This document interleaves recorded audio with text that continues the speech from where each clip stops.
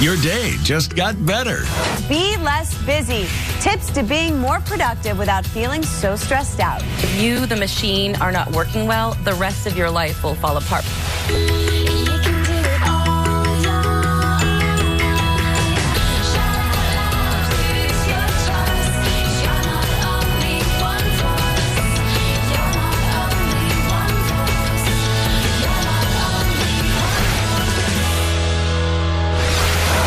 Well, how many times have you said, I'm just too busy? It's almost like it's a crutch, right? It's an excuse. I know, but we all are very busy. We are. But with us today is Sabina Hitchen, and she's a business and motivational coach, and you have tips on how to be more productive and less busy. Is that right? Can we be less busy? Is it possible? The thing is, people think there's a magic pill or a switch you can flick, but really the cool thing is there are strategies that you can learn, everyone listening today can learn and start doing right now so they feel that like, I feel like I'm not rushing all the time. I'm not so busy.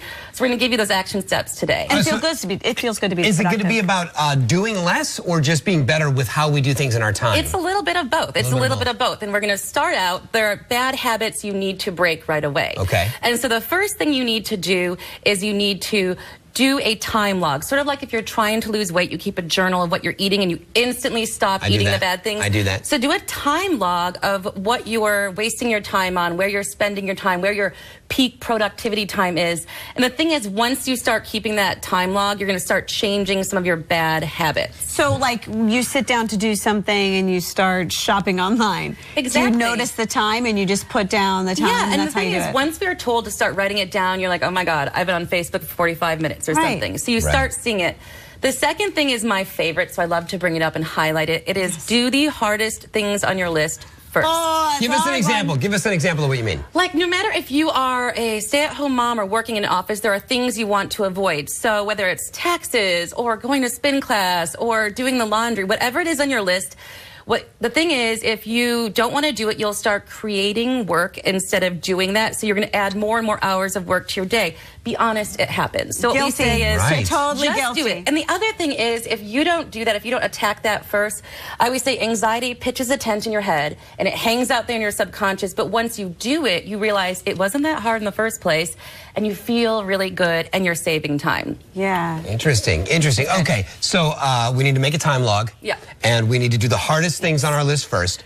What about getting things off of our list so we just don't have to do them? Your second strategy is about just saying no to Learning things. to say no. That is a really hard lesson, but the most important lesson in life, I think, to learn. So it's in 3 easy steps.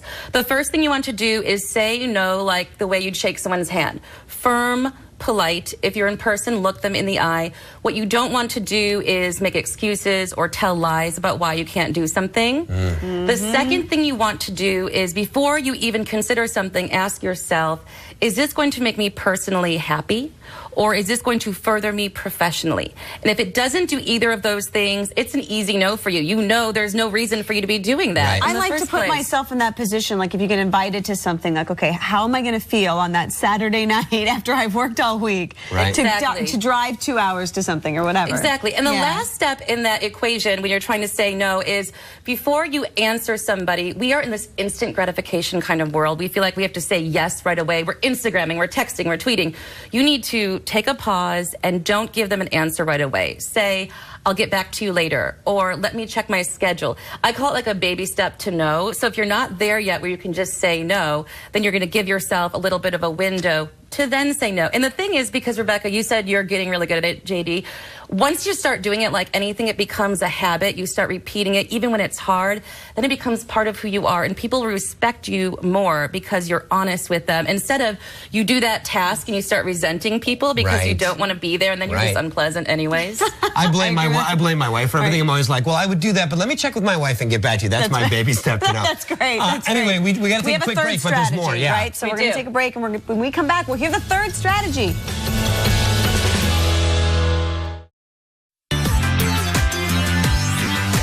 We are talking to Sabina Hitchen, and we just learned 2 great strategies to help us be less busy. And now Sabina's going to share one more strategy with us. So let's get to it. What can we do to control our lives a little better?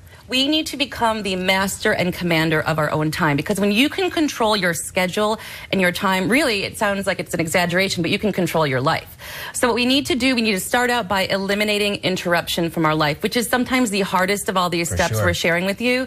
But easy ways you can do that. You can stop letting your email pop onto your screen when you're working, you know, those little reminders, because you get distracted and you take your mind out of focus. Or stop checking your phone and your Instagram and your Twitter and your Facebook every 5 seconds. Turn your ringer off on your phone, because we get interrupted on average of 8 times an hour as people, which can lead to hours of lost work a day. And then you wonder why you have no time and you're stressed out. So eliminate those interruptions however you can. That's the first step. Okay, I like that. I like that idea, because if I set aside a time and say, look, I'm going to go on Facebook at this time, deal with everything, have my fun, and get off. That's one thing. But if I go on every 2 minutes, every time it dings, I lose my whole day. It's horrible. Right. And the world will not stop if you don't check your phone every 5 seconds. If there's an emergency, someone will find you. But most of your emails are not emergencies. They're taking you away from your focus. Okay. I know. And you have a life. You know, you have a life. Exactly. Right. And it's offline, hopefully. The second thing you want to do is create your to-do list the night before. I think you do this as well. Big list maker, I do this. You need to, people say, why the night before? But that's when you're sort of calmed down. You can make your to-do list strategic, and you aren't in the morning then freaking out trying to, like, get your kids dressed, get yourself to work, do your hair, and figure out what order you're going to do things in. Successful people start their day with a really good to-do list, and you just work down that list with your hardest things first. And by the way, you sleep better. You sleep better because you don't lay in bed worried about all the things you have to do, because you know you have it written down. You have it written down. That's a big thing. You feel so much better. And the last thing also makes you feel so much better on our list, and that is you need to take time for self-care. I always say a little bit of self-care goes a long way. Yeah. And so you need to find time in your schedule every day, no excuses, to take care of yourself, because if you, the machine, are not working well, the rest of your life will fall apart. My mom used to say, if mama ain't happy, nobody's happy. And that's it's true. It's true. You have to do that. Or daddy. Or daddy. No, or daddy. But mommy, happy wife, happy life. We know that one. We know that one. That's so true. Sabina, thank you so much. Thank you. So good to be here. Really good information. Yes. Definitely check all that stuff out.